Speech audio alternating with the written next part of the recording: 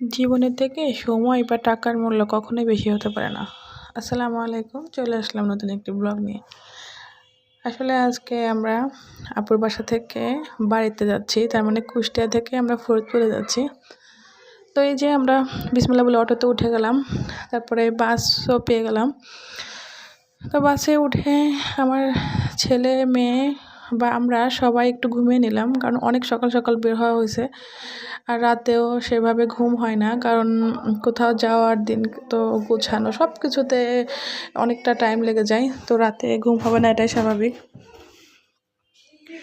তারপরে আমার ছেলে আবার তার মিমিকে পেয়ারা খাইয়ে দিচ্ছিল, মানে আমার আপু পেয়ারা বা ফল অন্যান্য কেটে দিয়েছে যে রাস্তায় বাবুরা খাবে, মানে বাবুরা কিছুই খেয়ে বের হয়েছিল না, ওই জন্য অন্যান্য খাবার দিছে, কিন্তু বাসে এত পরিমাণ ভিড় ছিল, অন্যান্য কোনো খাবার বের করার কোনো সুযোগ আমরা পাইনি।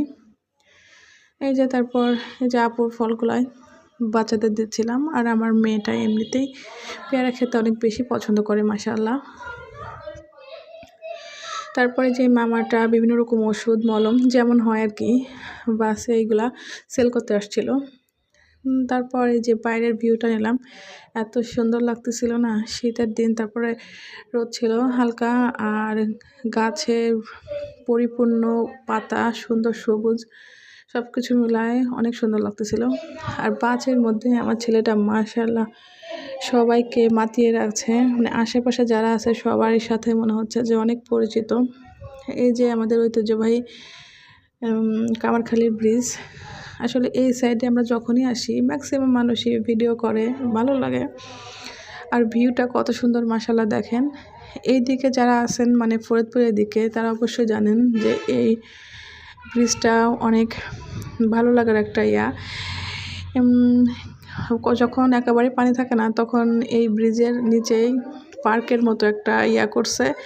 কখনো আমার আসা হয় নাই বাড়ির এত কাছে, তারপরও দূর থেকেই যতটা দেখা, এর মাঝে একটি বিপদ হয়ে গিয়েছে। আমাদের বাস্ট হয়ে গেছে, বাসের চাকাটা।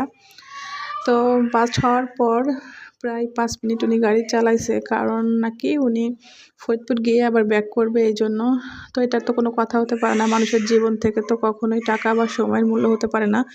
তো আমরা অন্যান্য যাত্রীরা সবাই জোর করলাম যে আপনি যান, আমরা সময় দিচ্ছি, আপনি আপনার কাজটা করুন। তারপরে উনি রাজি হলো। তারপর এই যে আমার ছেলেমেয়েরা মনে হচ্ছে পার্কে চলে আসছে। আসলে বাসটা এমন একটা জায়গায় করছিল, একটু ফুল ছিল, মানে সরিষা ফুল, তো ভালোই লাগতেছিল, বাচ্চাদেরও ভালো সময় কাটলো। তো এই যে সবাই বড়রাও অনেক ভিডিও ছবি করতেছিল, সবাই বেশ একটু মজাই করলো এখানটা এসে। ওই যে ফায়ার সার্ভিসের ভাইয়ারা আমার ছেলেকে দেখে খুব করতেছিল, বলতেছিল ওরা 2 ভাই বোন খেলা করতেছে, একটু ছেড়ে দিন, করতে দেন, খেলা করতে দেন, এরকম একটা করতেছিল। তারপরে এই যে তারা মনে হচ্ছিল যে খুব একটা উৎফুল্ল, তো তারা আসতে চাচ্ছিল না। আমার ছেলে মেয়ে অলরেডি ওখানে বাসে অনেকেই উঠে গিয়েছে, তো আমরা এখন ওই দিকেই মুভ করতেছি। আমার মেয়ে আবার সে গাছে পেঁপে ছিল, ফুল ছিল, এগুলো দেখার করতেছিল। তারপরে আমরা বাসে উঠে গেলাম, বাসে উঠে গিয়ে এই যে বাইরের একটু ভিউ নিলাম, মাশাআল্লাহ অনেক সুন্দর লাগতেছিল। আসলে বাড়িতে আসার মজাটা আলাদা, সব আপুরা অবশ্যই এই ফিলিংটা বুঝবেন। তো আমাদের ওই বাস নষ্ট হয়ে যাওয়ার পরে আসলে সামান্য কিছু রাস্তা বাকি ছিল, হয়তো 10 মিনিটের মতো। তারপরে তো বাস থেকে নেমে আমরা অটো উঠে গেলাম।